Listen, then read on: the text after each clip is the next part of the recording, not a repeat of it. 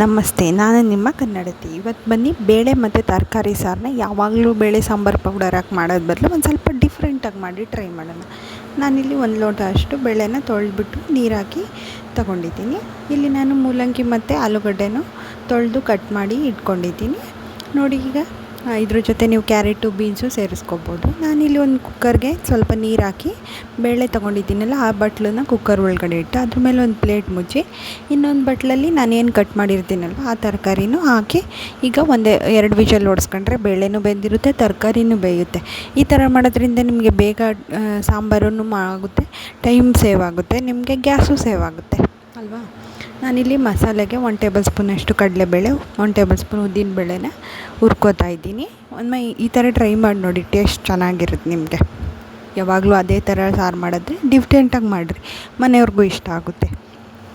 ತಿನ್ನೋಕ್ಕೆ 100 ರುಚಿ ಇರುತ್ತೆ, ಆದರೆ ಅಡುಗೆ ಮಾಡೋದು ಒಂದೇ ಮನಸ್ಸು. ಅದಕ್ಕೆ ಏನೇ ಮಾಡಿದ್ರೂ ಪ್ರೀತಿಯಿಂದ ಮಾಡಿ, ತಿನ್ನೋರ್ಗೂ ಖುಷಿ ನೆಮ್ಮದಿ ಸಿಗುತ್ತೆ. ಪ್ಲೀಸ್ ನನ್ನ ವೀಡಿಯೋನ ಸಪೋರ್ಟ್ ಮಾಡಿ. ತುಂಬ ಜನ ವೀಡಿಯೋನ ಸಬ್ಸ್ಕ್ರೈಬ್ ಮಾಡ್ದಲೇ ನೋಡ್ತಾ ಇದ್ದೀರಾ. ಪ್ಲೀಸ್ ನನ್ನ ಚಾನಲ್ ಸಬ್ಸ್ಕ್ರೈಬ್ ಮಾಡಿ, ಸಪೋರ್ಟ್ ಮಾಡಿ. ನೋಡಿ, ಈಗ ನಾನು 2 ಬ್ಯಾಡಗಿ ಮೆಣಸಿನ್ಕಾಯಿನ ಹುರಿದ್ಬಿಟ್ಟು ತೊಗೊಂಡಿದ್ದೀನಿ. ಅದಾದಮೇಲೆ 4 ಟೇಬಲ್ ಸ್ಪೂನಷ್ಟು ಹಸಿ ತೆಂಗಿನಕಾಯಿ, ಅದಾದಮೇಲೆ ಒಂಚೂರು ಶುಂಠಿ ಬೆಳ್ಳುಳ್ಳಿ ಪೇಸ್ಟು, ಅದಾದಮೇಲೆ 1-2 ಟೇಬಲ್ ಸ್ಪೂನಷ್ಟು ಬೇಳೆ ಸಾಂಬಾರು ಪೌಡರ್ನ ತೊಗೊಂಡು ಇಲ್ಲಿ ಗ್ರೈಂಡ್ ಮಾಡ್ಕೊತಾ ಇದ್ದೀನಿ. ಗ್ರೈಂಡ್ ಮಾಡಿದಾದ್ಮೇಲೆ ಈಗ ನೋಡಿ ಯಾವ ಥರ ಕಲರ್ಫುಲ್ಲಾಗಿದೆ. ಕಲರ್ಗೋಸ್ಕರ ನಾನು ಬ್ಯಾಡಗಿ ಮೆಣಸಿನ್ಕಾಯಿ ಯೂಸ್ ಮಾಡಿರೋದು. ನೋಡಿ, ಈಗ ಮಸಾಲೆ ರೆಡಿಯಾಗಿದೆ.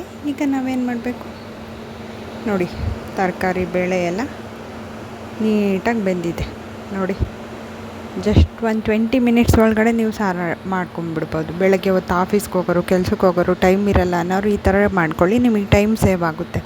ನೋಡಿ, ಈಗ ಒಂದು ಪ್ಯಾನ್ಗೆ ಎಣ್ಣೆ, ಇಲ್ಲಿ ನಾನು ಶೇಂಗಾ ಎಣ್ಣೆ, ಸಾಸಿವೆ ಎಣ್ಣೆ ಎರಡೂ ಸ್ವಲ್ಪ ಹಾಕ್ತಾಯಿದ್ದೀನಿ. ಇದಾದಮೇಲೆ ಸಾಸಿವೆ ಮತ್ತು ಜೀರಿಗೆ, ಸ್ವಲ್ಪ ಇಂಗು ಸೇರಿಸ್ಕೊತಾ ಇದ್ದೀನಿ. ಹಾಕ್ಕೊಂಡು ಈಗ ಇದಕ್ಕಿವಾಗೇನು ನಾವು ಕರ್ಬೇವಿನ ಸೊಪ್ಪನ್ನು ಸ್ವಲ್ಪ ಸೇರಿಸ್ಕೊಳ್ಳಿ. ಬೇಯಿಸ್ಕೊಂಡಿರ್ತೀವಲ್ಲ ತರಕಾರಿ, ಆ ತರಕಾರಿನ ಇಲ್ಲಿ ಹಾಕ್ಕೊಳ್ಳಿ. ನಾನಿಲ್ಲಿ 2 ಸಾಂಬಾರು ಈರುಳ್ಳಿ, ಒಂಚೂರು ಕ್ಯಾಪ್ಸಿಕಮ್ ಇತ್ತು, ಅದನ್ನು ಸೇರಿಸ್ಕೊತಾ ಇದ್ದೀನಿ. ನೀವು ಇಲ್ಲಿ ಯಾವ ತರಕಾರಿ ಬೇಕೋ ಅದನ್ನು ಹಾಕ್ಕೊಂಡು ನೀವು ಮಾಡ್ಕೊಬೋದು. ಬರೀ ಬೇಳೆ ಸಾರು ಮಾಡೋ ಬದಲು ಈ ಥರ ತರಕಾರಿನೂ ಸೇರಿಸಿ ಮಾಡ್ಕೊಳ್ಳಿ.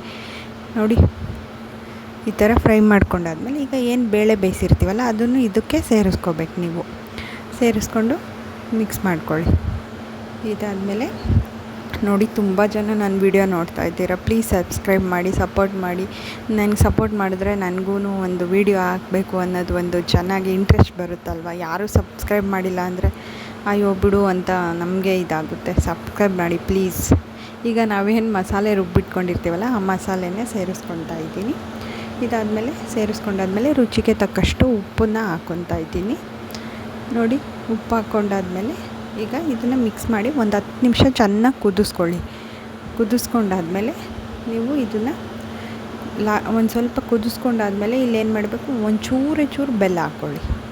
ಬೆಲ್ಲ ಹಾಕ್ಕೊಂಡು ಒಂಚೂರು ಹುಣಸೆ ಹಣ್ಣಿನ ರಸನೂ ಇಲ್ಲಿ ಸೇರಿಸ್ಕೊಳ್ಳಿ. ಹುಣಸೆಹಣ್ಣು ಫಸ್ಟೇ ನೆನೆಸಿಟ್ಕೊಳ್ಳಿ. ಅದನ್ನು ಹಾಕ್ಕೊಂಡು ಇವಾಗ 5 ನಿಮಿಷ ಕುದಿಸ್ಕೊಂಡ್ರೆ ನಿಮ್ಮ ಈಸಿಯಾದ ತರಕಾರಿ ಬೇಳೆ ಸಾರು ರೆಡಿ ಆಗೋಗುತ್ತೆ. ಇದೇ ಥರ ಒಳ್ಳೊಳ್ಳೆ ವೀಡಿಯೋಸ್ ಬೇಕಂದರೆ ನನ್ನ ಚಾನಲನ್ನು ಸಬ್ಸ್ಕ್ರೈಬ್ ಮಾಡಿ, ಲೈಕ್ ಮಾಡಿ, ಶೇರ್ ಮಾಡಿ, ಕಮೆಂಟ್ ಮಾಡಿ. ಪ್ಲೀಸ್ ನನ್ನ ಚಾನಲ್ನ ಸಬ್ಸ್ಕ್ರೈಬ್ ಮಾಡಿ. ನೋಡಿ, ಅಡುಗೆ ಮಾಡೋದು ಒಂದು ಪ್ರೀತಿ, ಅದು ಒಂದು ಪ್ರೀತಿಯ ಇನ್ನೊಂದು ರೂಪನೇ ಆಗಿರುತ್ತೆ. ಅಡುಗೆ ಅನ್ನೋದು ಒಂದು ಕಲೆ. ಪ್ರೀತಿಯಿಂದ ಅಡುಗೆ ಮಾಡಿ, ಎಲ್ಲರಿಗೂ ಇಷ್ಟ ಆಗುತ್ತೆ. Thank you for watching.